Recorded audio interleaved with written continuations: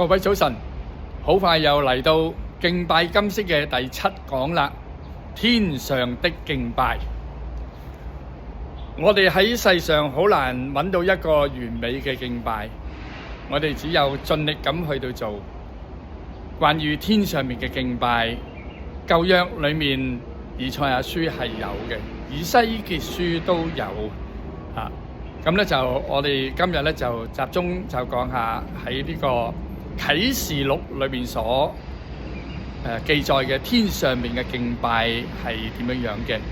啟示錄提到敬拜咧係比新約其他嘅書卷係嚟得更多嘅。例如啟示錄第14章記載咗144000人喺天上面唱新歌啦。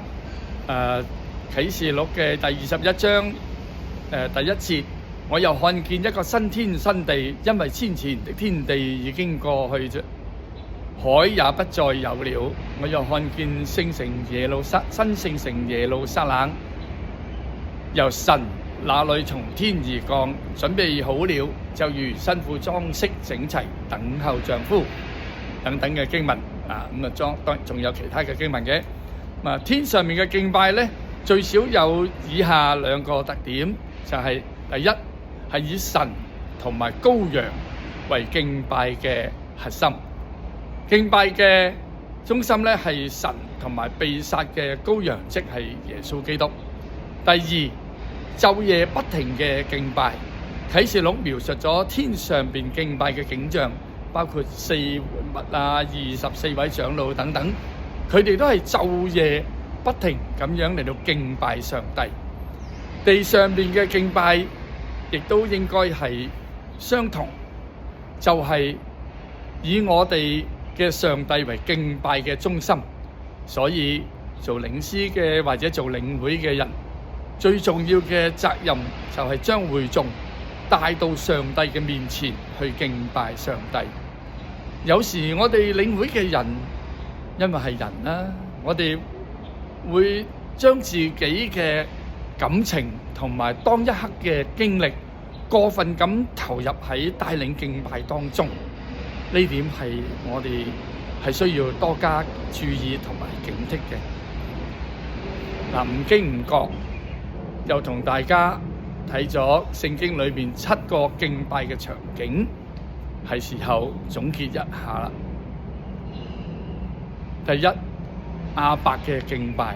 亞伯嘅敬拜提醒我哋要將最好嘅獻上，尤其係要將最好嘅一個我哋自己本身嚟到獻俾上帝，即係帶住一個最好嘅態度去到崇拜。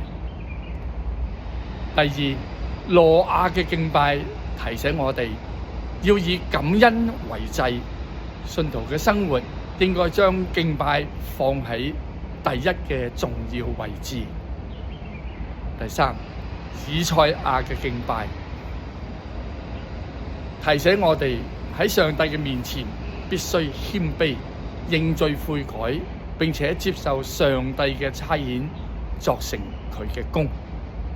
第四，會幕嘅敬拜。會幕嘅敬拜提醒我哋獻上贖罪同埋感恩嘅祭，而且係不可間斷嘅。正如以色列人每天嘅早上同埋傍晚都獻上燔祭，祭壇嘅火係不可熄滅嘅。我哋唔能夠動不動就停止敬拜。第五，聖殿嘅敬拜提醒我哋敬拜係多樣化嘅，係包括獻祭、祈禱、朗誦呢個律法、唱歌、跳舞等等。你仲可以諗到其他嘅形式嘅。我哋嘅敬拜係盡我哋所能嘅去做，沒有最好，只有更好。第六，耶穌嘅敬拜提醒我哋人可以直接嘅敬拜上帝，我哋要以心靈同埋誠實嚟到敬拜上帝。耶穌嘅敬拜亦都係新約嘅敬拜，我哋唔能夠馬虎了事，人到心不到，敬拜必須要認真，帶領敬拜嘅就更加需要認真去準備。第七，天上面嘅敬拜提醒我哋以神同埋羔羊為敬拜嘅核心，地上邊冇最完美嘅敬拜，正所謂沒有最好，只有更好。我哋只能夠盡力咁去到敬拜，同埋盡力咁去到帶領敬拜。求主祝福我哋，將來喺天上邊一同敬拜。再見。